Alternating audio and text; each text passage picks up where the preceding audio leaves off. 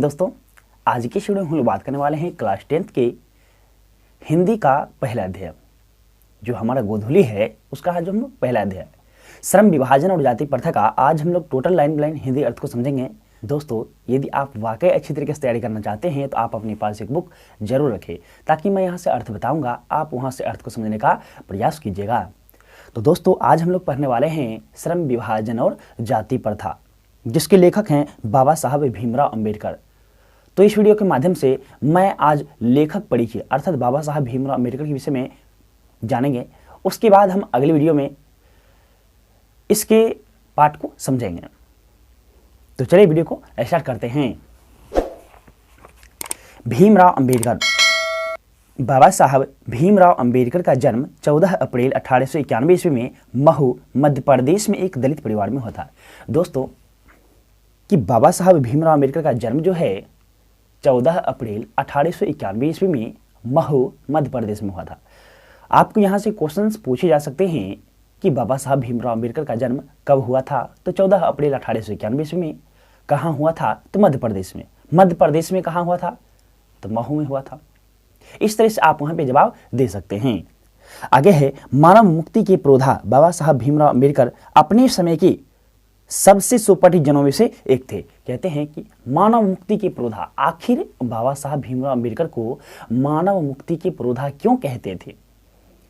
क्योंकि यह एक ऐसे इंसान थे दोस्तों जो लोगों के कल्याण के लिए, गरीबों के कल्याण के लिए, गरीबों के भलाई के लिए, अछूतों को सम्मान दिलाने के लिए अथक प्रयास करते रहते थे, संघर्ष करते रहते थे, जिसके कारण इनको लोग मानव मुक्ति के पुरोधा कहते थे।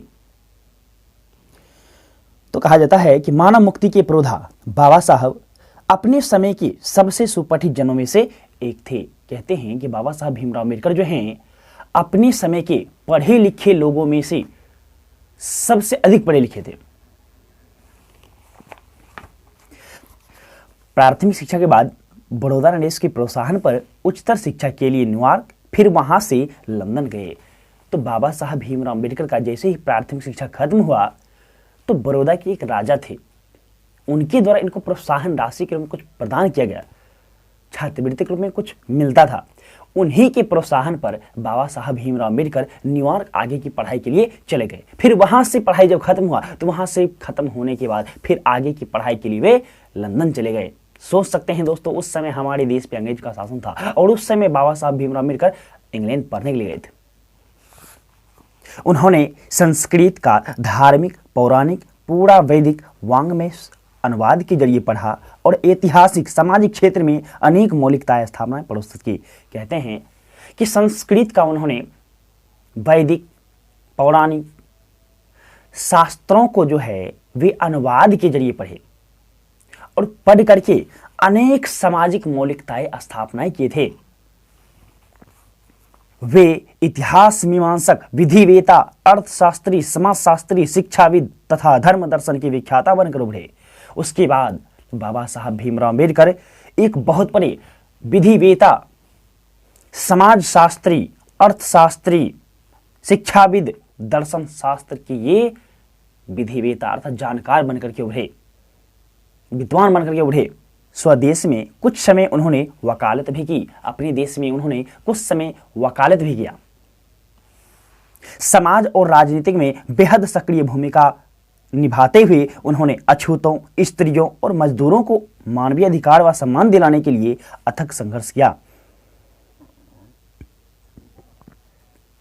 उनके चिंतन व रचनात्मक के मुख्यतः 3 प्रेरक व्यक्ति रहे। उनके सोच और रचना का मुख्यतः 3 प्रेरक व्यक्ति थे, बुद्ध, कबीर और ज्योतिबा फूले। यहां से आपको क्वेश्चन पूछे जा सकते हैं कि बाबा साहब भीमराव अंबेडकर के चिंतन व रचनात्मक के प्रेरक कितने व्यक्ति थे, तो 3 व्यक्ति थे। कौन थे, तो बुद्ध, कबीर, ज्योतिबा फूले। ये उनके रचनात्मक और सोच के, चिंतन के प्रेरक व्यक्ति थे। संविधान के निर्माण में उनकी महती भूमिका और एकनिष्ठ समर्पण के कारण ही आज उन्हें हम संविधान निर्माता कह करके श्रद्धांजलि अर्पित करते हैं। कहते हैं कि बाबा साहब भीमराव अंबेडकर हमारे बीच नहीं है।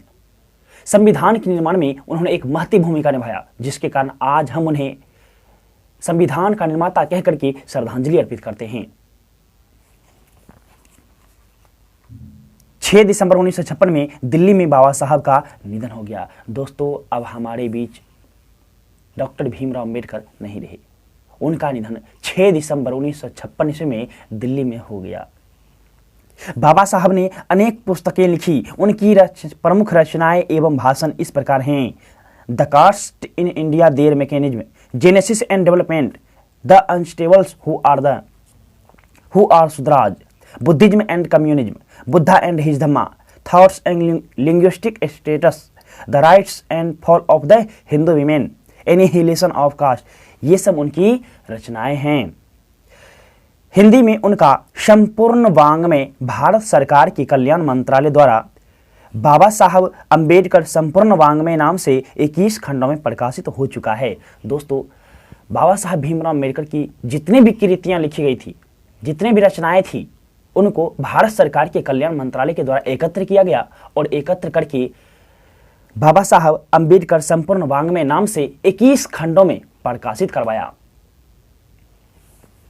आगे समझिए दोस्तों, अब हम लोग श्रम विभाजन और जाति प्रथा पाठ में क्या पढ़ेंगे, तो अब हम पाठ परिचय थोड़ा सा पढ़ते हैं।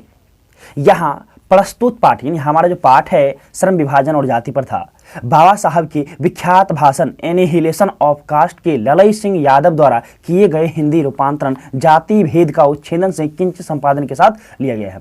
कहते हैं कि हमारा जो पाठ है श्रम विभाजन और जाति प्रथा, यह विख्यात भाषण बाबा साहब का एक विख्यात भाषण है एनिहिलेशन ऑफ कास्ट, जिसका अर्थ होता है जाति प्रथा का विनाश। उसी से यह पाठ लिया गया है। परंतु दोस्तों, इसका हिंदी रूपांतरण, ये हिंदी में नहीं था, अंग्रेजी में था, तो इसका हिंदी रूपांतरण किसने किया, तो ललई सिंह यादव के द्वारा हिंदी में रूपांतरण किया गया है, जिसके बदौलत आज हम लोग पढ़ रहे हैं। यह भाषण जाति पाति तोरक मंडल लाहौर के वार्षिक सम्मेलन 1936 के अध्यक्षीय भाषण के रूप में तैयार किया गया था, परंतु इसकी क्रांतिकारी दृष्टि से आयोजकों की पूर्णतः सहमति न बन सकने के कारण सम्मेलन स्थगित हो गया। कहते हैं लाहौर में एक सम्मेलन होने वाला था, वार्षिक सम्मेलन, जाति पाति तोरक मंडल सम्मेलन 1936 में। दोस्तों, जाति पाति तोरक मंडल सम्मेलन लाहौर में होने वाला था, तो उसी के लिए बाबा साहब भीमराव अंबेडकर ने एक भाषण तैयार किया एनिहिलेशन ऑफ कास्ट नामक, जिसका अर्थ होता है जाति प्रथा का विनाश। परंतु क्रांतिकारियों का सहमति न बन सकने के कारण वह सम्मेलन नहीं हुआ और यह भाषण पढ़ा नहीं जा सका।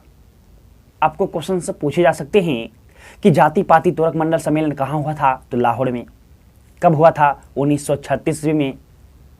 कौन सा सम्मेलन हुआ था, जाति पाति तोरक मंडल सम्मेलन। आगे समझिए दोस्तों,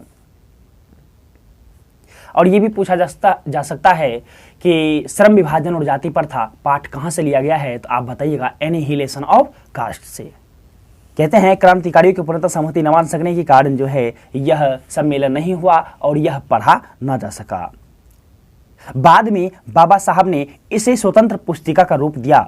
प्रस्तुत आलेख में वे भारतीय समाज में श्रम विभाजन के नाम पर मध्ययुगीन अवशिष्ट संस्कारों के रूप में बरकरार जाति प्रथा पर मानवीयता, नैसर्गिक न्याय एवं सामाजिक सद्भाव की दृष्टि से विचार करते हैं। कहते हैं कि श्रम विभाजन और जाति प्रथा पाठ में जो है बाबा साहब भीमराव अम्बेडकर श्रम विभाजन यानी काम का बंटवारा जाति के आधार पर जो होता था पहले, उसका वे उच्छेदन करते हैं, विखंडन करते हैं, उसकी खराबियों को बताते हैं। मानवीयता के आधार पे, सामाजिक के आधार पे, पुरुषों के आधार पे, लोगों की मानसिक स्थिति के आधार पे उसको गलत साबित करते हैं। जो उसमें खराबी था उसको साबित करते हैं, बताते हैं और कहते हैं कि भाई जाति के आधार पे काम का बंटवारा नहीं होना चाहिए। कार्य कुशलता, काम की क्षमता के आधार पे जो व्यक्ति जो काम करना चाहता है उसको वैसा काम दिया जाना चाहिए। तो इस पाठ में हम लोग विस्तार पूर्वक पढ़ेंगे। आगे समझिए। जाति प्रथा के विषमतापूर्वक सामाजिक आधारों, रूढ़ पूर्वाग्रहों और लोकतंत्र के लिए उसकी अस्वस्थकर प्रकृति पर भी यहाँ एक संभ्रांत विधिवेता का दृष्टिकोण उभर सका है। भारतीय लोकतंत्र के भावी नागरिकों के लिए यह आलेख अत्यंत शिक्षाप्रद है। कहते भारतीय लोगों के लिए यह एक भाषण जो है, यह एक निबंध जो है, इसके लिए पढ़ना, ये भारतीय लोगों के लिए पढ़ना बहुत जरूरी है। दोस्तों, ये जो श्रम विभाजन में जाति प्रथा है यह एक निबंध है। तो अगली वीडियो में हम लोग जाति प्रथा के आधार पर जो काम का बंटवारा था यानी श्रम विभाजन और जाति प्रथा, उस पाठ को हम लोग लाइन बाय लाइन हिंदी अर्थ को समझेंगे। तो दोस्तों, इस तरह से हम लोगों ने श्रम विभाजन और जाति प्रथा के जो लेखक हैं बाबा साहब भीमराव अम्बेडकर, उसका आज हम लोगों ने टोटल लेखक परिचय को पढ़ा। अगली वीडियो में हम लोग इस पाठ को पढ़ेंगे। दोस्तों अभी तक आपने हमारे चैनल को सब्सक्राइब नहीं किया है तो हमारे चैनल को सब्सक्राइब करें, और यह वीडियो आपको अच्छा लगा हो तो हमारी इस वीडियो को लाइक जरूर करें। मिलते हैं फिर अगले वीडियो में, तब तक के लिए धन्यवाद।